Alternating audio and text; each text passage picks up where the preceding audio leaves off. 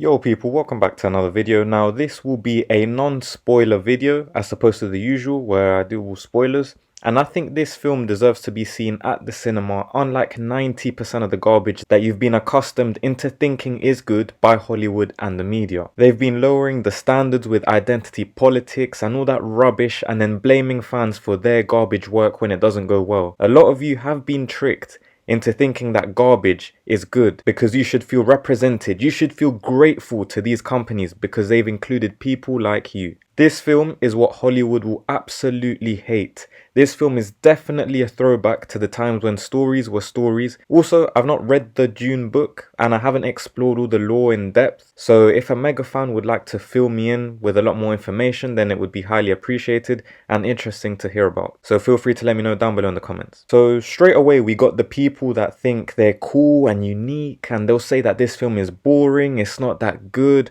all of that garbage. However, on the other hand, you got people saying this is like The Empire Strikes Back. People are even saying this can match the Lord of the Rings trilogy, which is regarded as the best trilogy in cinema history. For me, I think those people are overrating it, but it definitely is a good 2 out of 2 movies so far, with the third one on the way. This film was better than the first one as well. I think this film will be this generation's Lord of the Rings, but to say it's on that level is a bit far-fetched, especially without the third film. This film will be racking up Oscar nominations for sure, there's no doubt about that. This film should be raising the standards when you go to watch another film. You'll see how rubbish everything is if you haven't already woken up, and you'll appreciate films like these a lot more, especially in today's society. So I'll start with the negatives since there were a few, and I think the pacing did switch a bit because they were tackling a lot of stories at the same time, but it wasn't drastic, it wasn't anything too intense that it will take you out of the story. I think some people may get lost with how much is happening at the same time, or just some of the lore that was explained and trying to keep up with all of that stuff. My other negative was the ending. I think it was a bit rushed. I think if they'd have given it another 5-10 minutes, it could have been a bit better. It would have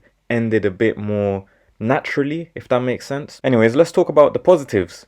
Every actor did a very good job. Over at Disney, Star Wars, the MCU, all of that stuff, if one person has to scream a few lines, fans start nutting all over the place. They call it the greatest piece of acting ever. This film has great acting from top to bottom, all over the place, especially with Timothee Chalamet. I know he's got this stereotype image of being the untalented, good-looking guy, and he's put into this box, but he's genuinely earning his stripes more and more in acting. He's got the first Dune, this Dune, Wonka. He's got a good CV building up now. If he isn't good in this film, then I think that it collapses in my opinion. We also got Rebecca Ferguson. She also did a very good job, especially in causing tension and drama within the way that she was acting. She had some kind of spooky parts as well that she delivered. It wasn't cringe or anything. Javier Bardem added a bit of comic relief which was needed, especially in this film compared to the previous one. This one was getting a lot more serious, so he added a different dynamic to the film.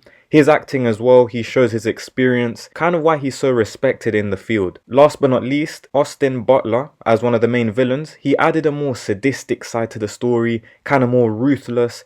And it reminded me a bit of the Joker, just how unpredictable he would act. You wouldn't know what he'd do. But yeah, those 4 were the main standouts for me. You have Dave Bautista, honorable mention as well. The journey of Paul Atreides was one with a lot of interest. It was one of the main focuses. It reminds me a lot of Anakin Skywalker's journey. Seeing him go up in the ranks, losing himself in the power for the ones that he loves. Having this whole chosen one prophecy hype. Does he believe it? Does he not? Having the visions as well. Does he trust it? Does he not? His story is exactly what modern Hollywood would hate as well. Seeing a character that has actual character development and an interesting story, interesting attributes, a man or male characters that are respected and don't get shat on by female characters. No present day or real world politics or agendas forced in. Hollywood and the media will try to review bomb this because the protagonist wasn't gay, female, a person of color, but overall this is a proper story. I enjoyed the theme of the chosen one. It's always something that you kind of want to see how the person starts from humble beginnings and how they could lose themselves in the power or how they thrive.